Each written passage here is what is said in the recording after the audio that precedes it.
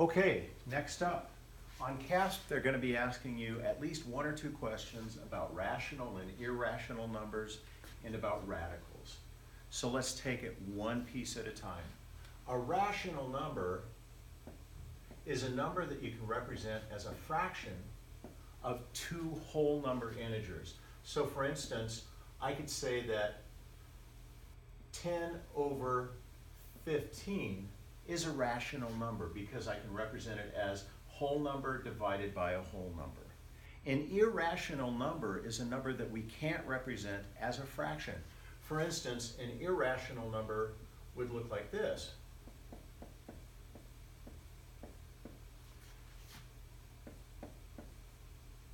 $51.2567913. I can't make this into a fraction.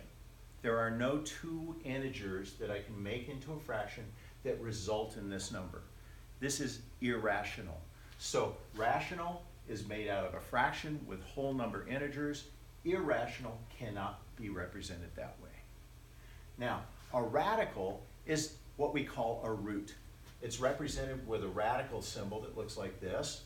And typically we leave it off for the square root, but there should be a number here that tells you what the root is. And this just means we're looking for numbers that 3 times themselves would pull out. So for instance, if I said 5 times 5 times 5 equals 5 times 5 is 25, times 5 is 125, the third root of 125 is equal to 5. Now, what happens if we have some numbers on the inside that we can't bring out? As an example, what if I said the third root of 375? Well, I know that this is going to be equal to 375 is going to be 3 times 5 times 5 times 5. I can pull the 5s out and I can show it this way. This is the same thing as saying the 5 times the third root of 3. It's the same thing.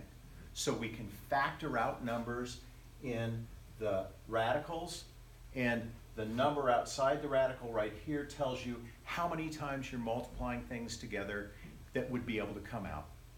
Very straightforward.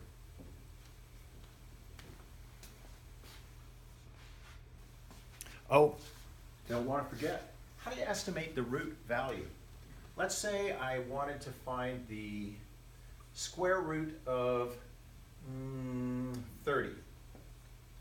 All right, well, I'm going to think of numbers that multiply together to give me 30. So for instance, 5 times 5 is equal to 25. 6 times 6 is 36. All right, so if 5 times 5 is 25 and 6 times 6 is 36, 30 is 5 more than 25 and 6 less than 36. So I'm going to be just a little bit less than half of the difference between these two. My estimate is going to be 5.45. Let's see if we're right. Get out a calculator and do the square root of 30 and see what it ends up being. It's going to be close to that. So estimate by looking at whole numbers on either side, and then about how far are we from one to the other, and that's where we're going to look for it.